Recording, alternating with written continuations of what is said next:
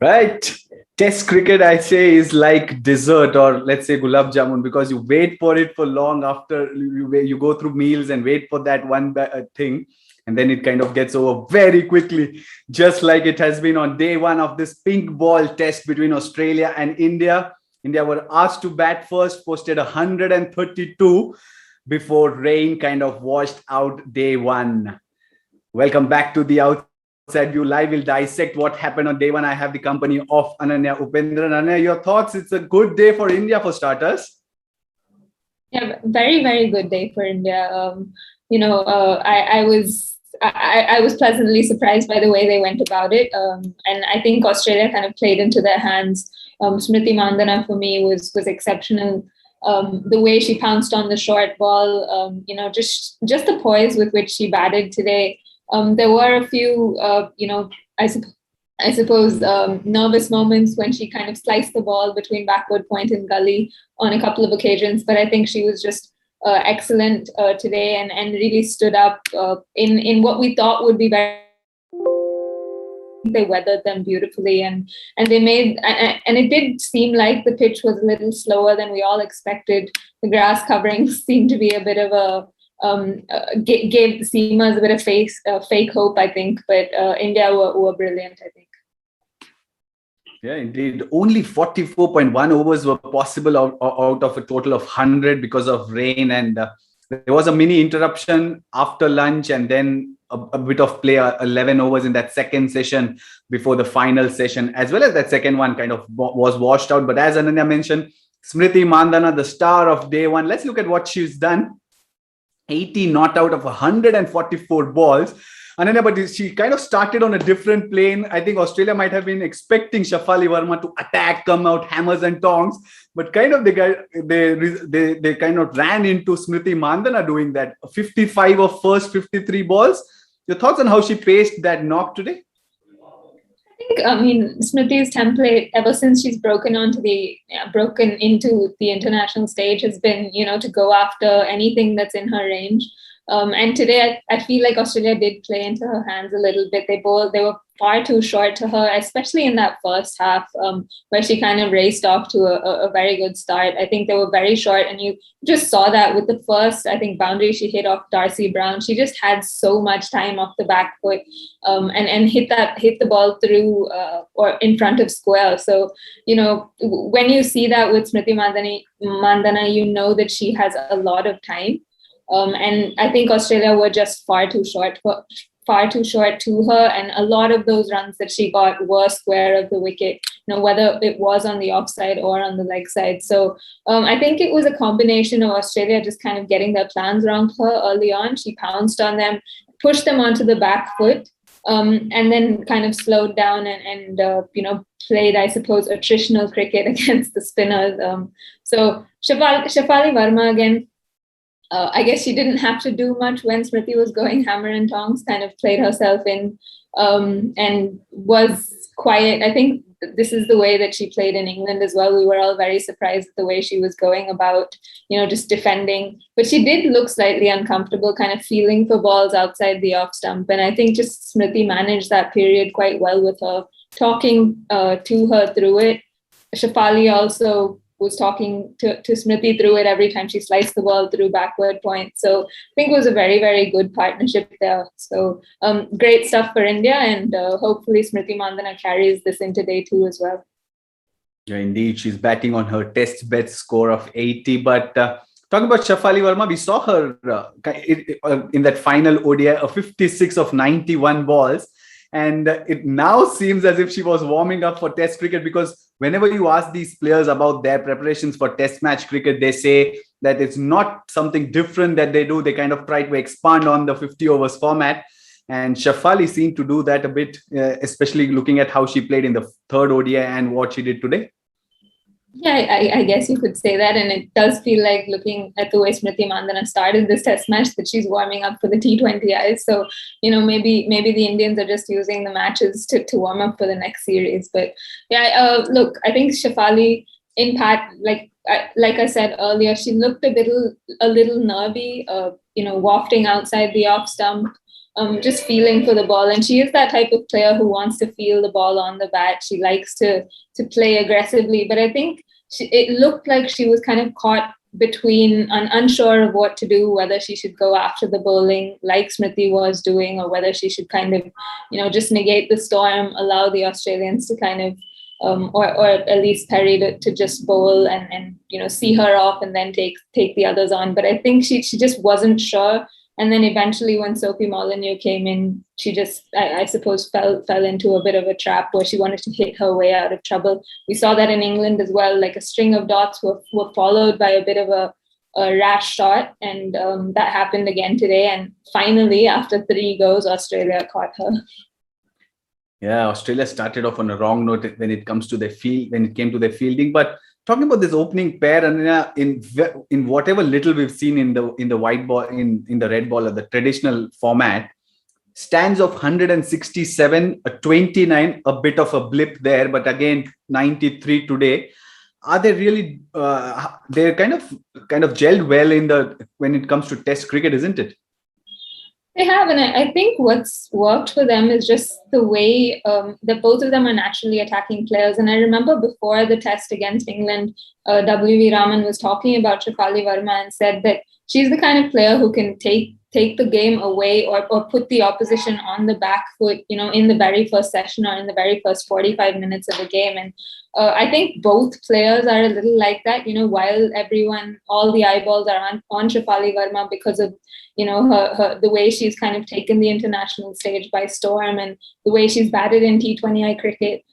Even though all the eyeballs are on her, I think Smriti is very, very similar. She can take the game away from the opponents very, very quickly. And like I said, if you dish up something loose to her, she's gonna go after you. She is naturally very attacking, likes to play her shots, likes to score quickly, but she also has the ability to wind back the gears and play in a much more controlled manner. So that's something that I think Shafali will develop as her career progresses. But I think what's worked for India is that they have 2 very attacking batters at the top who are able to put the opposition on the back foot. And I think they've done that twice so far in 3 innings they've played, and it's definitely working for them.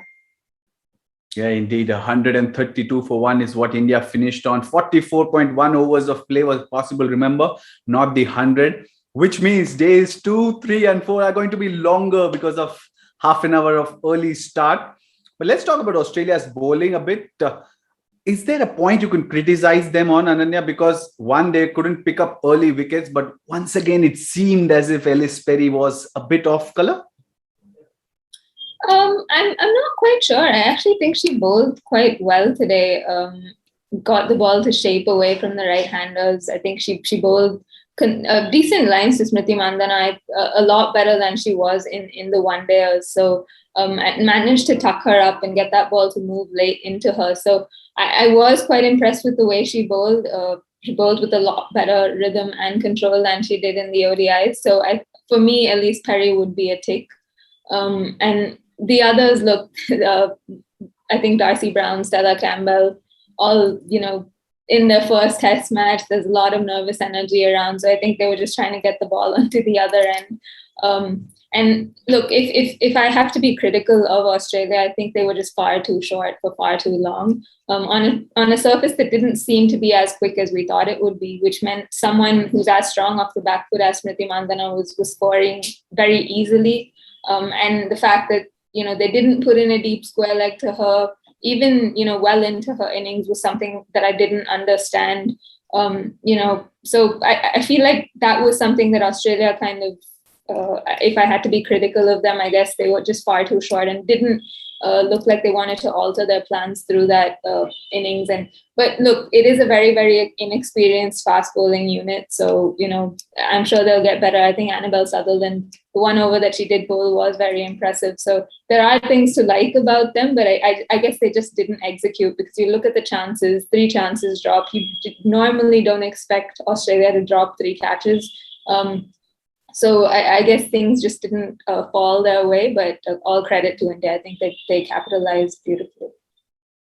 Yeah, just 1 wicket lost, and that fell to spinner Sophie Molyneux. Ahead of the start of play, we were discussing whether fast bowlers or spinners would have a better day. And so far, just one wicket, and that's to spin. Sophie Molyneux versus Ashley Gardner, your pick for the bowler of the day today? Look, I'm going to go with Sophie Molyneux. I picked her through the ODI series as well. I think she just bowled beautifully today. And again, it was a variation of pace that was very, very impressive. Ashley Gardner against Smriti Mandhana, I think that's a battle that I'd want to watch over the next decade. I think it's a wonderful battle. And I think Gardner seems to just, lift her game when she bowls to Mandhana. I think she bowled very, very tight lines to her, especially in that pre-lunch session. I think 5 overs, 3 maidens to her. And I just think she brought a lot of control when, especially after the seamers had gone for a lot of runs, both Molyneux and Gardner kind of, pulled them back. But between the two, I think Sophie Molyneux had a better day. Indeed. And do you think that India kind of played a bit of a safer game against Gardner? Because 10.1 overs for 14, was she really that good? Look, I think her first spell was very good. But Poonam Raut came out and was very proactive against her. So that was something that I was impressed by. But did she really bowl that well? I'm not sure. I think, look, she bowled very, very well to Smriti Mandhana. I think someone who bowls very tight lines at the pace that Gardner does, for someone like Smriti who doesn't have a conventional on drive, it's always going to be a little tricky to deal with Gardner. So I think she bowled well to Smriti. Whether she bowled that well overall, I'm not quite sure. Right, it's been a curtailed day, 44.1 overs out of a possible 100. Your pick for the moment of day one of this pink ball test? Moment of day one. Look, I think I'm just going to go with the off-field moments because there was a lot of waiting today, and we call test cricket like a test of patience for the players. I think it was a test of patience for the spectators and the viewers today. So I think I watched all 4 of Australia's cap presentations, and I'd say Annabelle Sutherland, Elise Perry presenting her the cap for me was the moment of the day. Yeah, it was a very sweet moment, wasn't it? There were, I think, tears in her eyes as well, and that bear hug that followed. Beautiful moment. Right, day 2 coming up half an hour early. What does India need to do? Because we talked about that first session being important, and India scored 101 in 33 overs. That set a good template, but do you see batting being as easy as it seemed today on day 2? I mean, it may be. Look, the batters will have to restart. Remember, this is a ball that's now 44 overs old. It's not going to do much early on. I know there has been a lot of rain around. There was a big storm in the middle, but how much that's actually going to impact the way the pink ball moves, we're not sure. So I think again. It won't be as difficult. I mean, it didn't look difficult at all today, batting the way the Indian openers went about it. But I think Mandhana and Raut will have to restart. And if they see that first half an hour through, I think India should score big, at least in the first session and a half. And Indian batters will be a little bit happier, isn't it? They don't have to kind of bat in twilight, at least on day 1. So they have more time of good conditions. Poonam Raut, the key, you think, on day 2, first hour, first session?